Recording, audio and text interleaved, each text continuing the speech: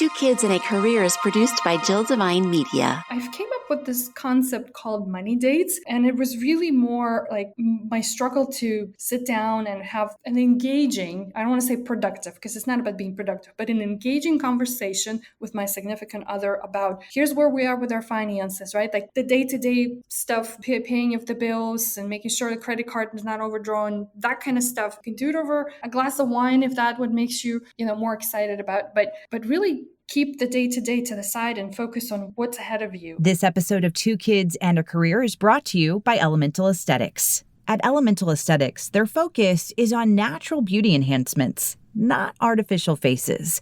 Check out their services and so much more by visiting elementalaesthetics.com. Hi there, and welcome to Two Kids and a Career. I'm Jill Devine. As an entrepreneur, wife, and mama, the daily grind of trying to build a business while taking care of kids and trying to maintain a healthy connection with my hubby, it's a lot. With this podcast, you're going to hear candid conversations with other moms, parenting experts who can share their knowledge and insight, or you'll just hear me rambling to get it all out. There's going to be tears, there's going to be laughter, but most importantly, there will be support. Take a listen and connect with me so we can grow and learn from one another. This is Two Kids and a Career. Welcome to episode 85.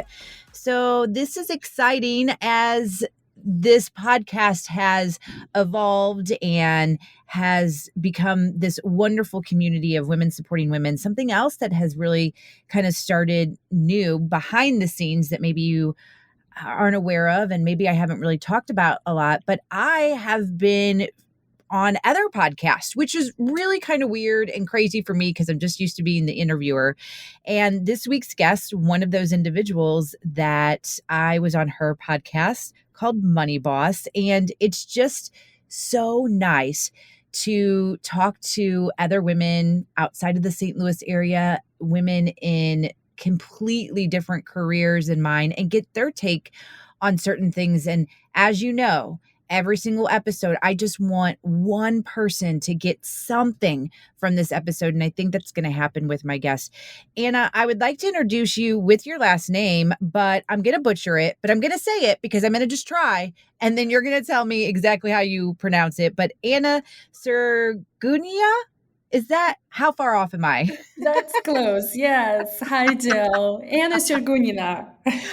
Okay. A little close, not totally off, but definitely not right. Well, thank you for joining me. I have enjoyed speaking with you on your podcast, and I definitely wanted you to come on and talk about something that I think a lot of people struggle with. And first of all, just know that I am not a numbers girl. That is why I got into communications. And so whenever I see finances and money, I run away. But I think a lot of people run away too. However, you're making it easy. I like something that you've said before is that you can be a money boss mom. You don't have to be scared. And so we're going to tackle that in just a little bit. But first, I'd like to get a little bit of a background on you and what is happening in family life. I know you have a 2.5-year-old, and just get a little bit more from you on the personal side before we tap into the professional side. Yeah, totally. First of all, thank you so much for inviting me over. Likewise, I am more used to being on the seat of the interviewer and asking questions. It's a little weird, right? Yes, So, well, what's the question? What's the next question going to come up? But it's exciting. I love talking about obviously the money, the big question around the money and the planning for it, and but of course there's the other side to what I do. And so I have as you mentioned, I have a 2.5-year-old son named Liam, and that last 2.5 years of my life been definitely transformational on all levels, and including money as well. I've been a financial planner, actually, interesting enough, 15 years since I started with my current company that I now own. But it's been quite a journey because I started at the very bottom of the career ladder and climbed it up because I really loved the aspect of what real financial planners do, and that is help clients map out what their life is going to look like and how money, and I really been convinced all this time that money is a tool and how to use that tool to get you where you're going. So I've been trying to simplify a lot of these concepts and topics that talked everywhere a lot, and people, like you said, run away from it, don't want to deal with it.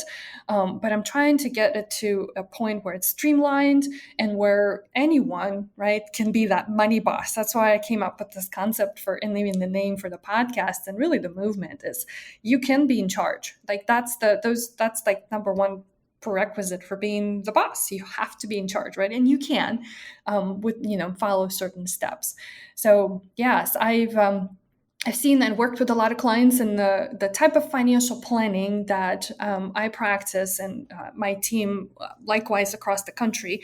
I'm physically located in Northern California, but I've lived here for the last 10 years, but I originally come from the East Coast, Maryland, DC area. So I've had the opportunity to work with lots of different people from all walks of life. And I also want to remind everyone listening that financial planning, right, or even dealing with or understanding or planning for your money is not just for the wealthy people. It's really not. It's for everyone. And I think those who are, really succeed at it start early. Doesn't matter what your situation is. So I've been advocate for that all this time because, I've always felt like the wealthy, right, or the more successful people have the advice, right, to get to where they're going. So you don't have to wait.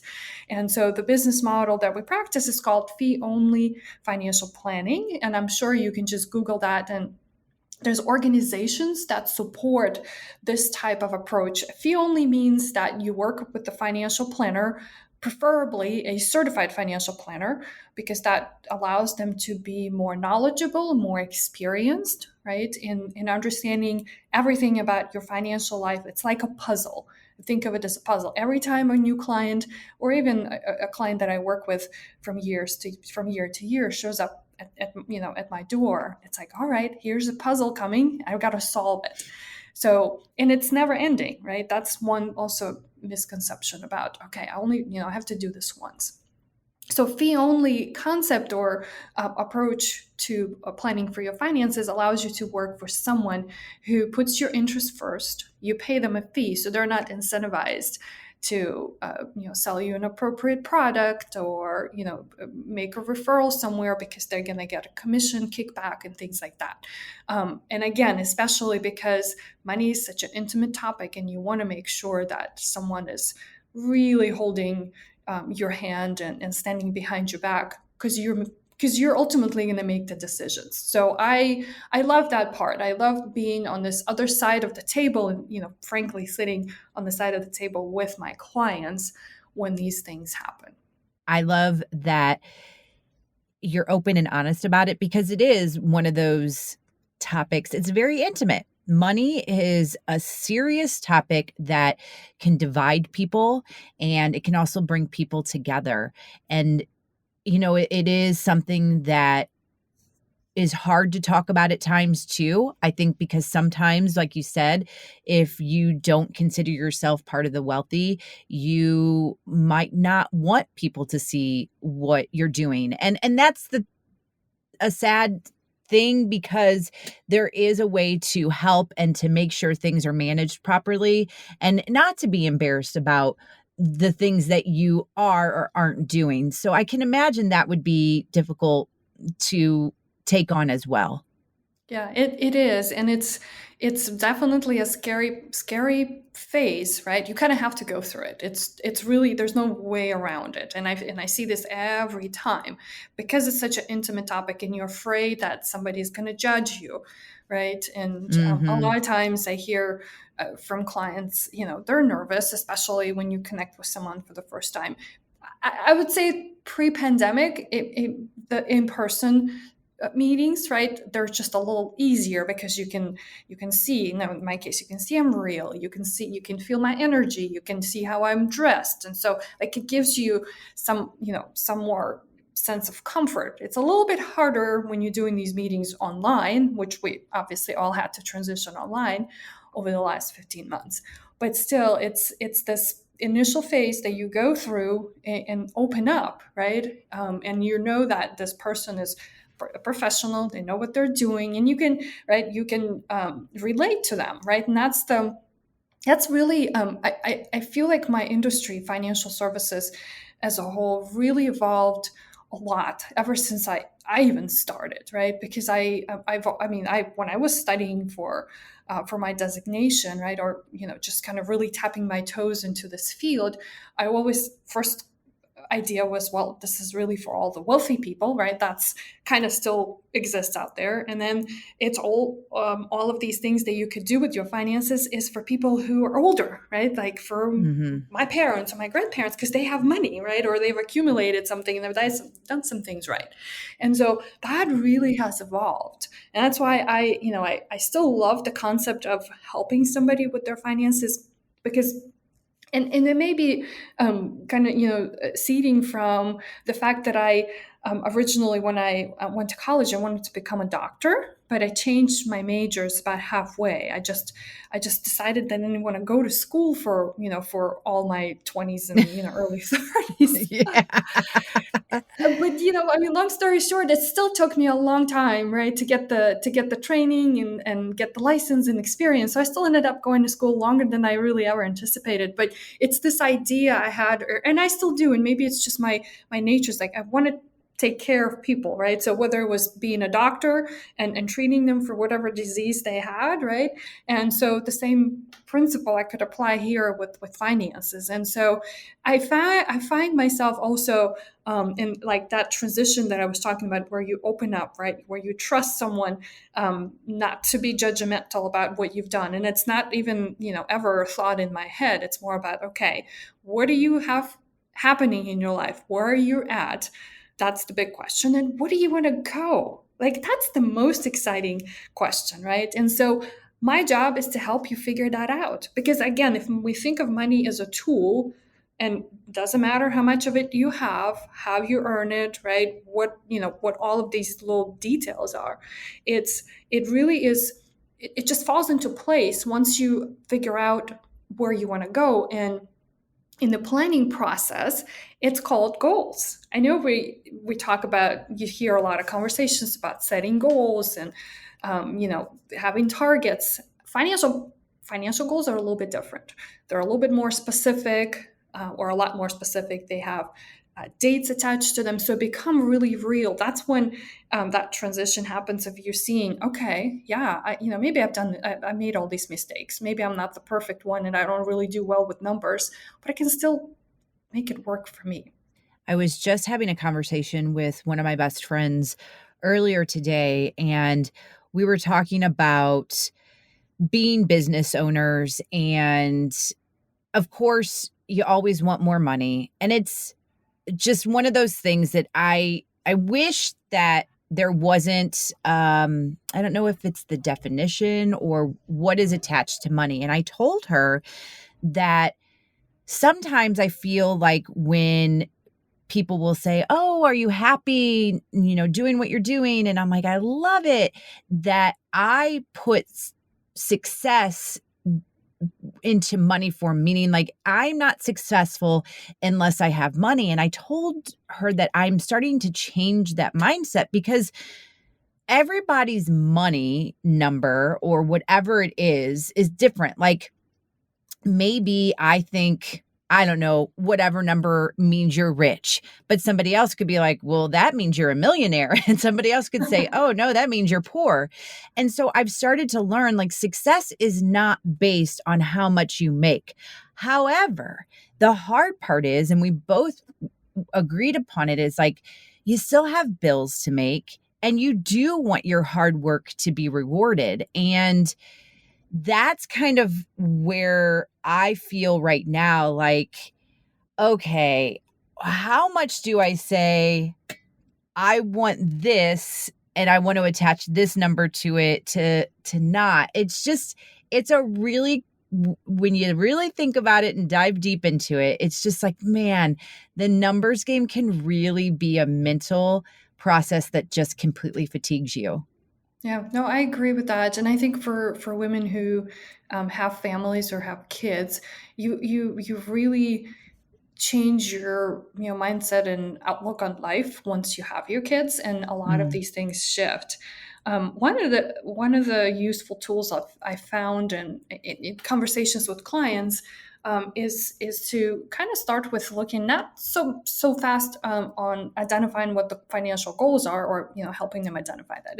That's definitely one of the things to do. But first, maybe look at understanding, like, what are your values around money? Because to your point, Jill, you can, somebody can view, a number, a particular number. If you have $1 million in your bank account as a lot of money, others can look at it and say that's not enough for what I want. But that's the thing to understand, is like, what is it that you want, right? And how do you attach a value to it? And it's something interesting too, is that most of us don't think in those terms, because we take for granted, how we manage our finances, right? Or don't manage our finances, or just really how we deal with them. How we, where do we get all of that knowledge? Was it something that you saw in your family, right? And for most of us, and that was actually one of the most frustrating things for me when I graduated from college. So I'm not all this perfect financial planner. So don't just get that idea in your head just because I talk about all of this. No, by far. I struggled with a lot of these things too, but I found, ways and tools and mechanisms to really keep me in line, right? And is it perfect? It is not, but it works for my family. So that's what I really want you to understand. So the something that I really struggled when I graduated from college is that, yes, I was pursuing career and becoming a financial planner, but there was not a prerequisite or even requirement for me to complete a certain number of financial planning courses, or like money one-on-one management stuff. So I was totally clueless as to, like, how do you, a 22-year-old graduating from college, how to manage the basics of bill pay, credit cards, and all of that stuff. So I ended up having credit card debt, student loans, and credit card debt. I mean, that was not a great way to get started in life, but I didn't know that. So the frustrating piece for me was why the basics of how do you manage your money, right, isn't part of college curriculum. Why is it not even part of high school curriculum to get, younger folks into this mindset of Agree. Yes, I still am frustrated with it, because I don't believe it's really, it's really like one of those things is required, just like you have to take a chemistry class or algebra class. Like, I wish everybody made a more effort to say you have to take money one-on-one class, because that's really what lays the foundation and helps you avoid all these painful mistakes. I'm going to hit pause on this conversation to talk to you about a brand new sponsor of the podcast, and that would be Elemental Aesthetics.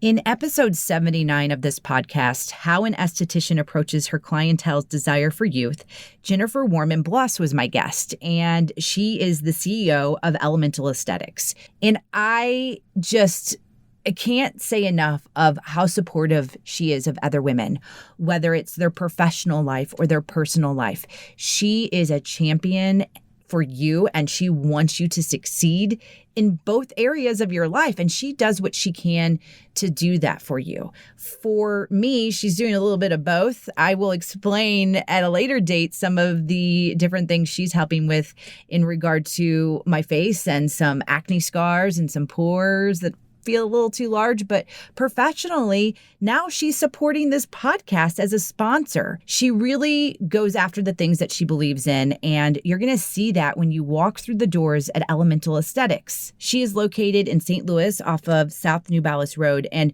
you can actually call or text 314-279-6069 for more information, and also online, elementalaesthetics.com.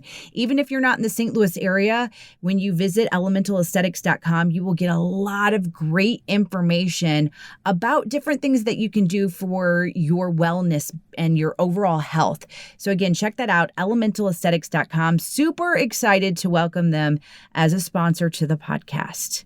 And back to the conversation now with Anna. 100% agree. I mean, I got to tell you, that is, with the college situation, it's just, oh my gosh, to that could be a whole nother conversation is what I'm Mhm. saying. Cause it's like you're 18 and you're an adult and you should know everything. And it's not even the case. That's just, it's false. But I 100% agree that these classes or type of classes should start in high school and then definitely in college too. So yes, I back that 100%.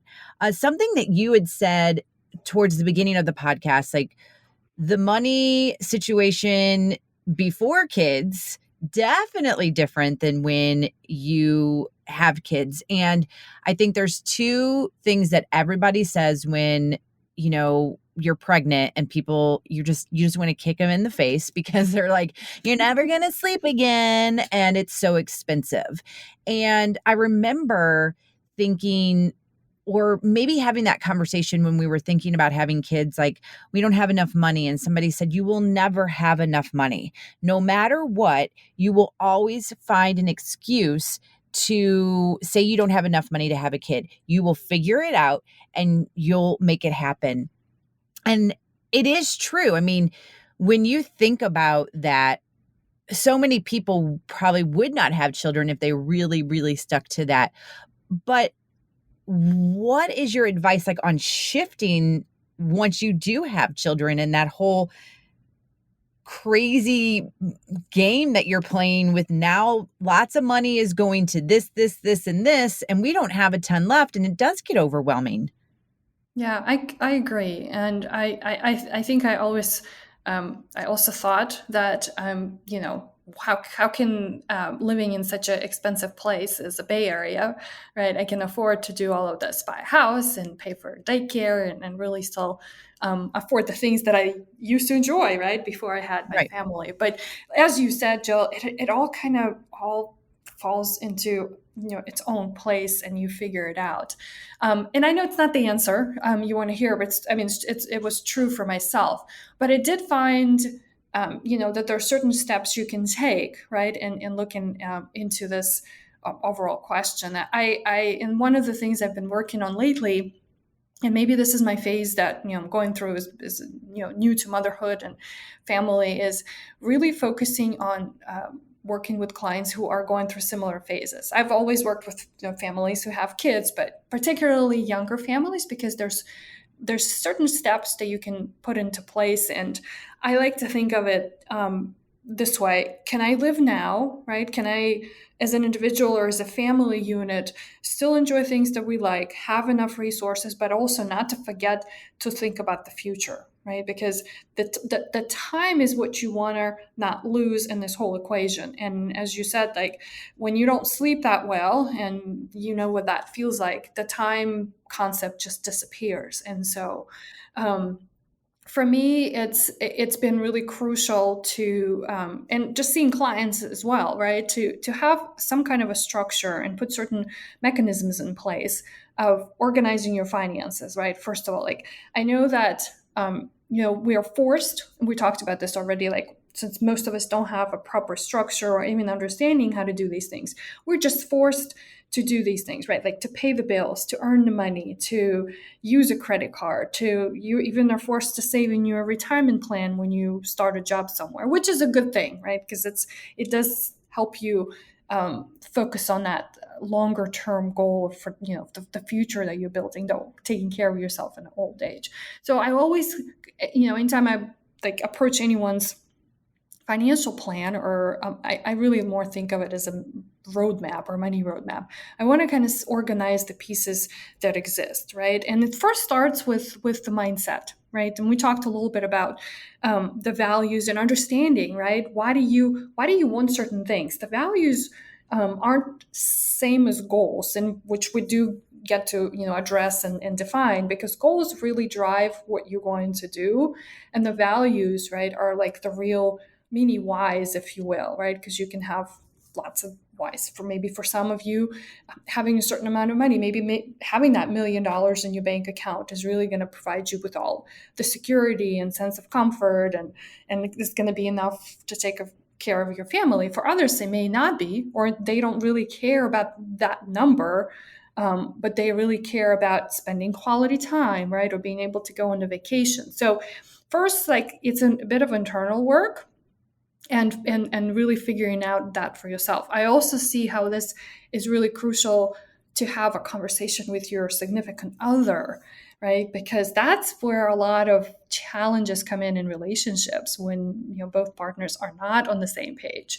Or the worst of that, they may not be on the same page, and that's fixable. But when they don't really understand each other, and why somebody values something, or you don't value something, and it really comes down to us having different backgrounds, where we come from, how our families treated money, and how like the biggest conversation you have with your significant other, and this is in circles that I am in with clients, is okay. So how do we pay for, or do we want to pay for a child's education or save money for college?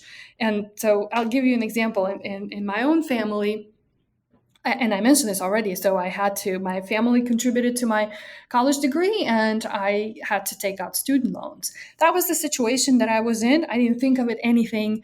I was grateful for the opportunity, right? And so I worked hard to pay those student loans off.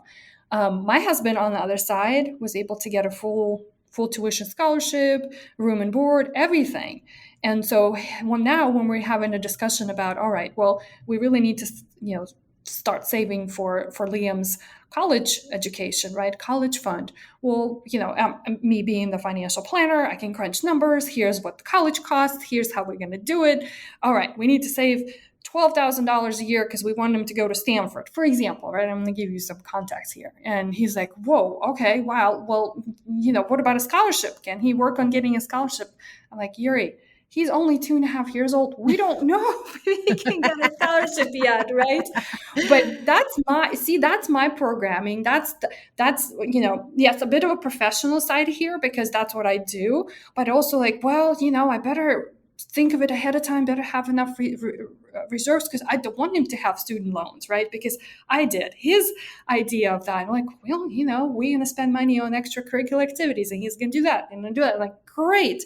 But what if that doesn't work or something else comes out of it and we miss the time and opportunity to save, right? And let our money work for us. So like these kinds of differences is what's really crucial to just talk about.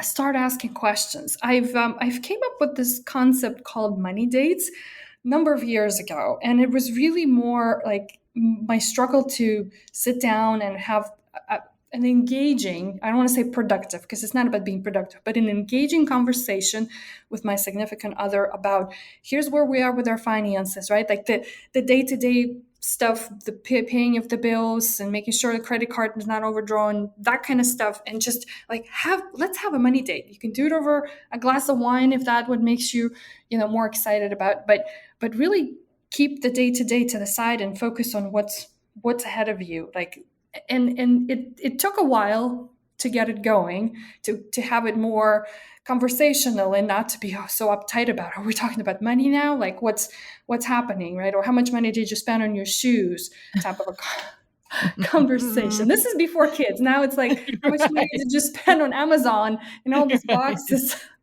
are coming in. So like in organizing piece, like that's the biggest thing first. Everything else, like the financial tools, right? And how do you keep track of your spending? And do you have enough income coming in? Do you have a structure, right, where you're saving? Again, I think about long-term all the time, right? Is it for college, right? Or their, education before college? What about your own retirement? Like that's one of those things that parents have to prioritize, which is like, well, I'll put my kid first no matter what.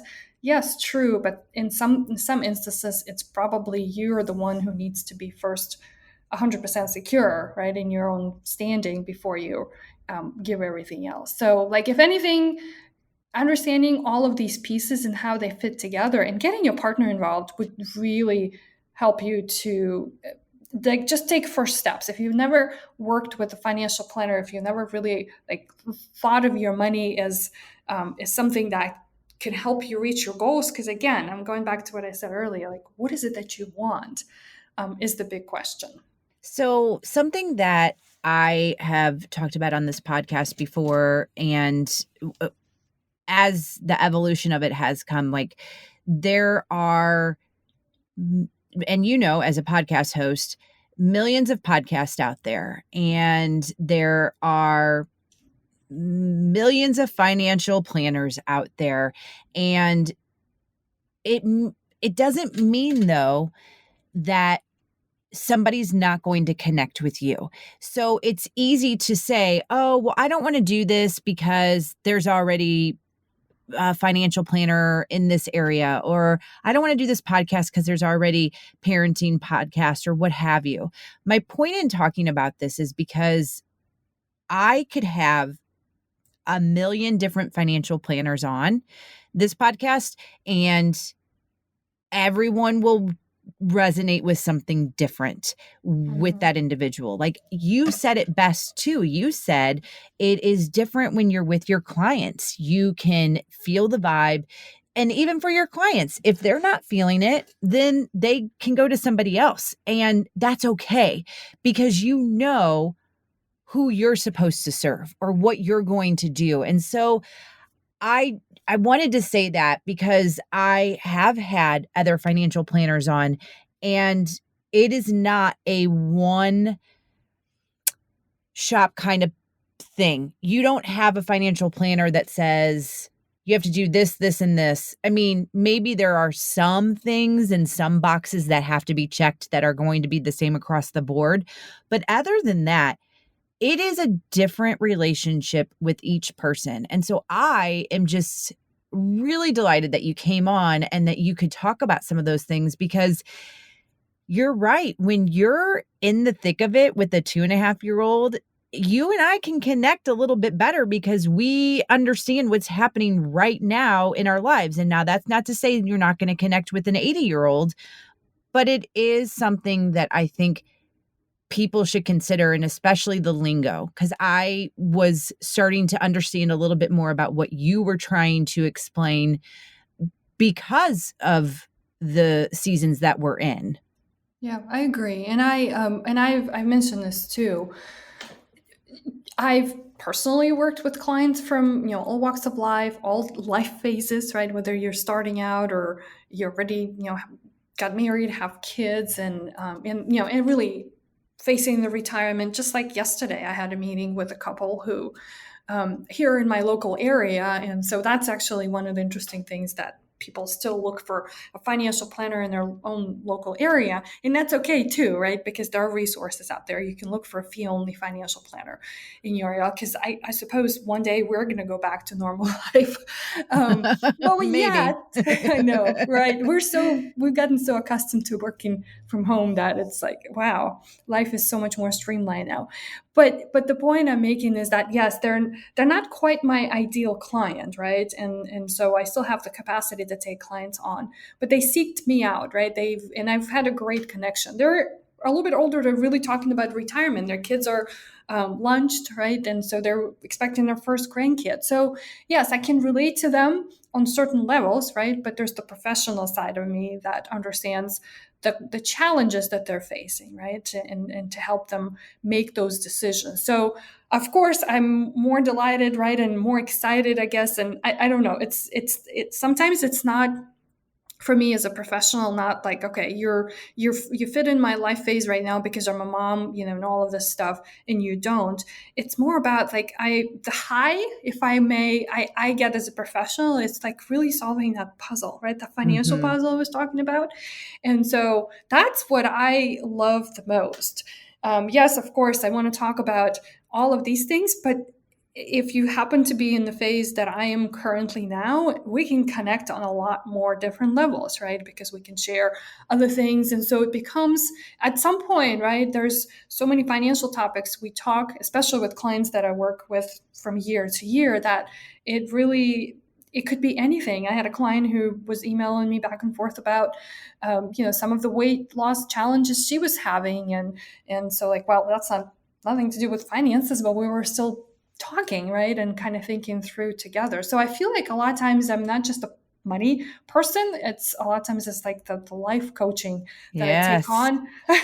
Marriage counseling, which is like, wow, I should have, gotten more careers out of this, but it just happens because it just opens up so many conversations, so many doors where like, I always tell, everyone I interact with, like, at the end of the day, whatever you do, you'll still will have to make a money related decision, right? Or decisions that you're going to make are going to involve some financial piece somewhere. So it's like, I can't think of anything, right? Because that's just that's how we're structured. That's how the world works. So you might as well like really become friends with it. You don't have to like it. Like you can put it all aside and deal with it, in once a month or once a week, whatever your structure is, but you're still going to have to interact with it. In our final minutes together, I would like for you to give the listener all the details on where they can contact you or learn more about you, including your podcast as well. Yes, totally. Would be happy to share. So same platforms that you're listening to Jill's podcast. Mine is called Money Boss Podcast. I have episodes coming out 3 times a week, all kinds of conversations I'm having. And then also I do a lot of solo episodes, just more technical stuff. So we can dive into all kinds of conversations around your finances. I'm also on Instagram. You can search for my name. It's Anna, ANNA, number 8, and then my last name, Sergunina. And if you're interested in looking into this complex, scary, exciting topic of money, and I really am, on the mission with my company as a financial planner, myself, is to help people really simplify it. You can check out our website, and it is MainStreetPlanning.com. We even named our company MainStreet Financial Planning because we want to work with people that are just like me, just like you, Jill, everyday folks who are really after making smart financial decisions. And I will have all of this on the show notes as well at JillDevine.com to make it easy for individuals to get a hold of you. Well, I think that you are a perfect puzzle piece maker, shifter, creator. And I love that maybe it's hard to take on all those other roles, but I can see why your clients are definitely connected to you. And so I am excited to, get some more people headed your way and to get more information out there on a scary topic, like you said, but also an exciting one. So thank you so much for taking the time, Anna. Thank you so much for inviting me. It's been a pleasure. Next week's episode 86, features a strong, courageous, inspiring woman. Her name is Becky, and she lost her infant son due to a congenital heart defect. And she has taken that to help herself, but help other families. She is the executive director and co-founder of the Mighty Oaks Heart Foundation, where their mission is to give families hope amidst the chaos. Please tune in next week to hear her story and to hear how she is helping so many others. As we wrap up this week's episode, I just want to remind you about the brand new sponsor to the podcast, Elemental Aesthetics. I would love if you could check out their website, elementalaesthetics.com, or if you are in the St. Louis area and you want to schedule an appointment or learn a little bit more, you can either call or text their main line, which is 314-279-6069.